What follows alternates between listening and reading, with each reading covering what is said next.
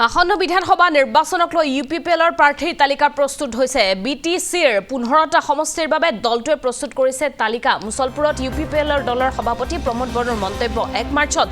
NDA হিচাপে নিৰ্বাচন খেলা নেখেলাৰ হ'ব সিদ্ধান্ত বিটিচিৰ 40টা ব্লক কমিটিৰ মাজত চলি আছে আলোচনা 15টা সমষ্টিত ইউপিপিএলৰ সাংগঠনিক ভেটি শক্তিশালী বুলি মন্তব্য কৰিছে প্ৰমোদ বড়োৱে তামুলপুৰত উপস্থিত থাকি প্ৰমোদ বড়োৱে নিজে আগবঢ়াব প্ৰতিদ্বন্দিতা বিটিচিৰ বাহিৰৰ 6খনত প্ৰতিদ্বন্দিতাৰ কথা ঘোষণা কৰিছে ইউপিপিএলৰ কেন্দ্ৰীয় উপসভাপতি গৰাকীয়ে কথা উল্লেখ কৰিছে 14খন আসন ইউপিপিএলৰ দখলত থাকিব বুলিও সদৰি কৰিছে ডক্টৰ আৰএন সিনহাই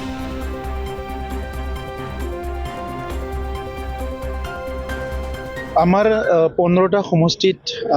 প্ৰত্যেকটো বিটিসি ব্লকত যেটো 40টা ব্লক আছে তাত মিটিং চলি আছে প্ৰাইমাৰী পৰ্যায়ৰ আৰু ব্লক পৰ্যায়ৰ আজি মছলপুৰ আমাৰ যেটো ব্লক আছিল ইয়াৰ আমাৰ যিবিলাক বুথ ইনচাৰ্জ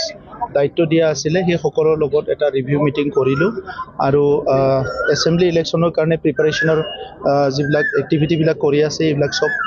আলোচনা কৰিলো খুব সুন্দৰ কাম কৰি আছে কোনো এবসেন্ট নাই প্ৰত্যেকটো বুথ ইনচাৰ্জ প্ৰেজেন্ট আছে আৰু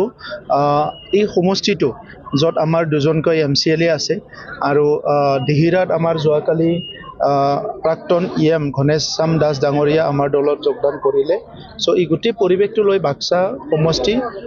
ইউপিপিএলৰ ৰেডি হৈ গ'ল ইয়াত কোনো অসুবিধা নাই তো এই কাৰণে মই নিজে যেহেতু আমাৰ দলীয় কৰ্মী কাৰ্যকৰ্তা যোৱা সময়ত কেতিয়াবা লগ কৰিব পাৰিছো কেতিয়াবা পাৰা নাই এতিয়া যেহেতু ফ্ৰী টাইম পাইছো মই নিজে সবতো ঘূৰি আছো আৰু আমাৰ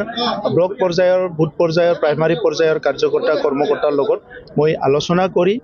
আগন্তুক সময়ত আমি কেনেকৈ আগবাঢ়ি যাম আমি একেলগে এটা শক্তিশালী ইউপিপিএল দল হিচাপে আগুৱাই নিয়াৰ লগতে আগন্তুক নিৰ্বাচনবিলাক আমি কেনেকৈ জিকিব পাৰো ইয়াৰ ৰণকৌশল আৰু বিভিন্ন আমাৰ দলীয় কৌশলৰ ওপৰত আমি আলোচনা কৰি আছো এনডিএৰ লগত আপোনালোকে থাকিব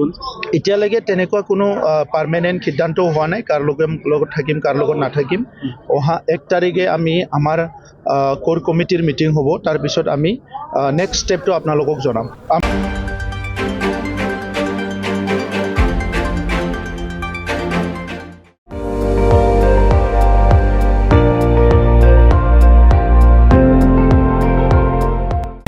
আপুনি চাই আছে ND24